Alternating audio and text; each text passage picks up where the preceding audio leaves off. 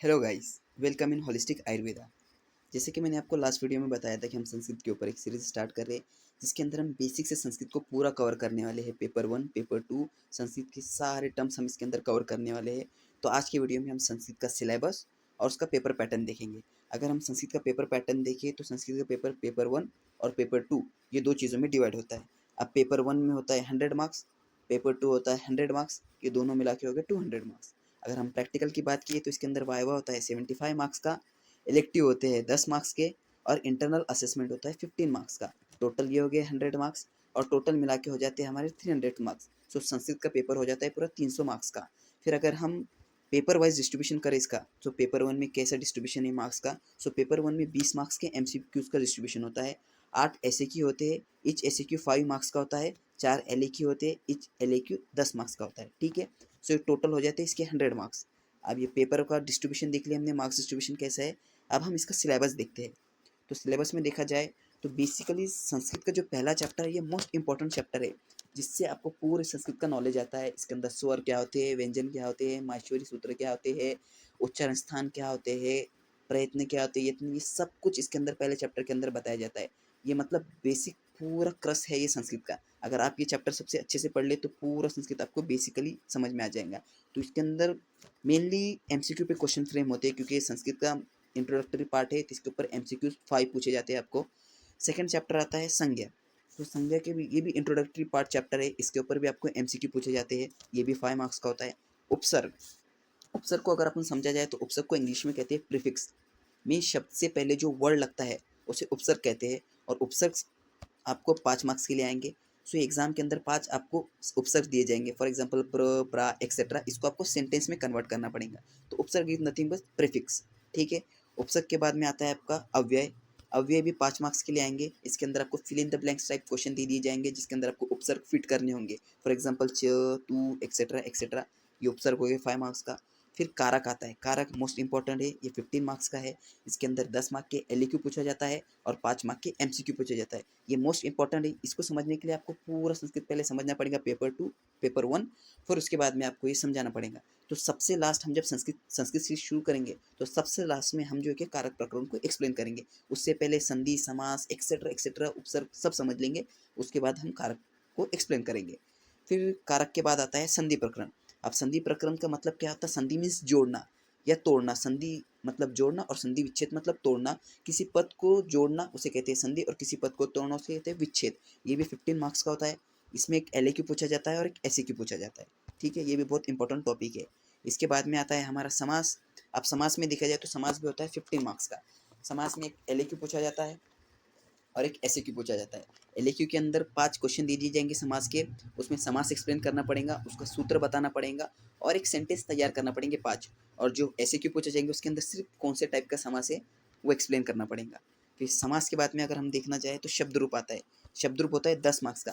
अब शब्द रूप में क्या होता है, कोई भी शब्द दिए जाएंगे आपको 5, ये 10 मार्क का क्वेश्चन होंगे। 5 शब्द में दिए हुए से अपने को उसका वचन और विभक्ति पहचाननी होगी। जो भी शब्द दिए होंगे, जैसे इसके अंदर बताए हुए वात है, अग्नि है, ऋतु है, धातु है, एक्सेट्रा, कोई भी आपको शब्द दिया जाएगा उसका विभक्ति वचन पूछा जाएगा और एक सेंटेंस के अंदर आपको उसे कन्वर्ट करना पड़ेगा। ये हो जाएगा शब्द रूप के। तो शब्द रूप हो गया 10 मार्क के लिए। फिर हम देखते हैं धातु रूप। अब धातु रूप में ऐसा होता है कि धातु रूप में आपको एक धातु दिया जाएगा, ये भी 10 मार्क के लिए पूछा जाता है आपको। समटाइम 5 मार्क के लिए भी इसके ऊपर क्वेश्चन पूछ लिया जाता है। तो धातु रूप में जो धातु दिया जाएगा उससे धातु कौन सा है वो पहचानना पड़ेगा, उसके अंदर गण कौन सा है वो पहचानना पड़ेगा, उसके अंदर पुरुष कौन सा है वो पहचानना पड़ेगा, उसके अंदर वचन कौन सा है वो पहचानना पड़ेगा। बाद में हम आपको सब समझा देंगे कैसे निकालना है, कैसे पहचानना है। अभी ब्रीफ बता रहे हैं कि एक क्वेश्चन के अंदर आपको क्या क्या सॉल्व आउट करना पड़ेगा, क्या क्या पहचानना पड़ेगा। सो धातु के अंदर आपको ये सब चीज़ें पहचानना पड़ेंगी। फिर उसके बाद में हम देखते हैं प्रत्यय। अब प्रत्यय होता है 10 मार्क का। सो 5 मार्क के लिए प्रत्यय पे क्वेश्चन आते हैं, प्रत्यय कौन सा है पहचानो। और 5 मार्क के लिए वाच्य पे क्वेश्चन आते हैं। अब वाच्य में जो सेंटेंस होता है कर्तावाच्य है तो उसे कर्मवाच्य में कन्वर्ट करना होता है, अगर कर्मवाच्य है तो उसे कर्तावाच्य के अंदर कन्वर्ट करना होता है। सो ये आपको पेपर वन में भी इतना इंपॉर्टेंस है और पेपर टू में भी, क्योंकि प्रत्यय पे से वाच्य जो है उसके क्वेश्चन पेपर वन में भी पूछे जाते हैं और पेपर टू में भी पूछे जाते हैं। तो वाच्य आपके लिए दोनों लिहाज से इंपॉर्टेंट है, पेपर वन के लिए और पेपर टू के लिए भी। तो ये हो गया पूरा पेपर वन का सिलेबस। अब पेपर टू की बात करें, सो पेपर टू में आता है सबसे पहले निरुक्ति और पर्याय, ये होते हैं 15 मार्क्स के लिए। तो ये मेजरली अगर आप निरुक्ति, परिभाषा, अन्वय लेखन कर ले अच्छे से, तो पेपर 2 आपका क्लियरली निकल जाएगा, आपको दूसरी कोई चीज़ पढ़ने की ज़रूरत नहीं है। सो पेपर 1 पेपर 2 के अंदर हो गया निरुक्ति, पर्याय, ये हो गया फर्स्ट, इसके अंदर हो गया 15 मार्क्स का मार्क्स डिस्ट्रीब्यूशन। सेकंड अगर हम देखना जाए तो परिभाषा होता है, परिभाषा होता है 20 मार्क्स के लिए। सो परिभाषा में मेनली आपको डेफिनेशन पूछी जाती है किसी भी चीज़ की, जैसे एग्जांपल दिया है यहाँ पे आयुर्वेद की परिभाषा, पंचमहाभूत की परिभाषा, ये परिभाषा एक्सप्लेन करो और उसका ब्रीफली इंट्रोडक्शन पार्ट कुछ भी एक्सप्लेन कर दो। ये 5-5 मार्क के लिए आपको एक क्वेश्चन आते हैं। सेकंड पार्ट के अंदर सबसे मार्क गेनिंग कोई है तो है अन्वय लेखन। अन्वय लेखन होता है 30 मार्क के लिए। इसके अंदर होती है 20 वेद की सुभाषित साहित्यम के चैप्टर और 8 अष्टांग हृदयम के चैप्टर, ये हो जाते हैं 28 चैप्टर। इसके ऊपर एक मतलब एलएक्यू मोस्टली एलएक्यू पूछा जाता है इसके अंदर। इसका पूरा फॉर्मेट आपको अगले वीडियो में समझा दिया जाएगा कैसे आपको अन्वय लिखना है, उसका शास्त्रार्थ, वाक्यार्थ, शब्द, धातु, जो भी जितना कुछ पूछा जाता है आपको पूरा फॉर्मेट के थ्रू समझाया जाएगा। सो ये मोस्ट इंपॉर्टेंट और मार्क गेनिंग होता है अन्वय लेखन। ये अगर आप कर ले और परिभाषा कर ले तो आपके ऐसे ही 50 मार्क्स फिक्स हो जा रहे हैं और पासिंग होती है 50% पे, मीन्स आपका 100 मार्क्स में से 50 मार्क्स की पासिंग लेनी होती है। ठीक है, सो ये हो गए अन्वय लेखन। अन्वय लेखन के बाद में आता है अपना पंचतंत्र। पंचतंत्र की होती है 5 कहानियाँ।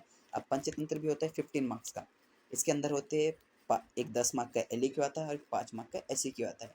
10 मार्क के एल के अंदर दो टाइप के क्वेश्चन फ्रेम होते हैं। एक क्वेश्चन में आता है एक कहानी दी है हिंदी के अंदर, उसका सारांश पूरा आपको संस्कृत में लिखना पड़ता है, एक पैराग्राफ। या फिर दूसरा क्वेश्चन आता है एक पैराग्राफ दिया होता है, उसमें से 5 क्वेश्चन के आंसर निकालिए, 5 दिए हुए क्वेश्चन के आंसर लिखिए। और जो ऐसे क्यों आता है उसके अंदर इंग्लिश या हिंदी के अंदर आपको एक पैराग्राफ दिया होगा और उसको आपको संस्कृत भाषा के अंदर कन्वर्ट करना होगा। ये हो गया पेपर 2 का 80 मार्क्स का डिस्ट्रीब्यूशन। अब बचे हुए 20 मार्क का डिस्ट्रीब्यूशन उसके अंदर होता है आयुर्वेद इतिहास। आयुर्वेद इतिहास से 20 मार्क के एमसीक्यू पूछे जाते हैं। इसके अंदर 8 चैप्टर है, 8 चैप्टर में सिर्फ आपको एमसीक्यू फॉर्मेट में पढ़ना है, जिसके अंदर से आपको 20 मार्क्स के एमसीक्यू पूछे जाएंगे। तो ये 20 और वो 80 मार्क्स से हो गया टोटल 100 मार्क्स। तो पेपर 1 इज 100 मार्क्स और पेपर 2 हो गया 100 मार्क्स, ये हो गया आपके टोटल 200 मार्क्स। सो आपको बेसिकली जब हम संस्कृत सीरीज कुछ दिनों में स्टार्ट करने वाले हैं तो उसके अंदर आपको ओवरऑल आइडिया आ जाएगा कैसे आपको संस्कृत पढ़ना है। हम मेजॉरिटी इंपॉर्टेंट टॉपिक्स के ऊपर फोकस करेंगे जिससे आपको इजीली संस्कृत के अंदर मार्क गेन हो सके। तो stay tune with us holistic Ayurveda.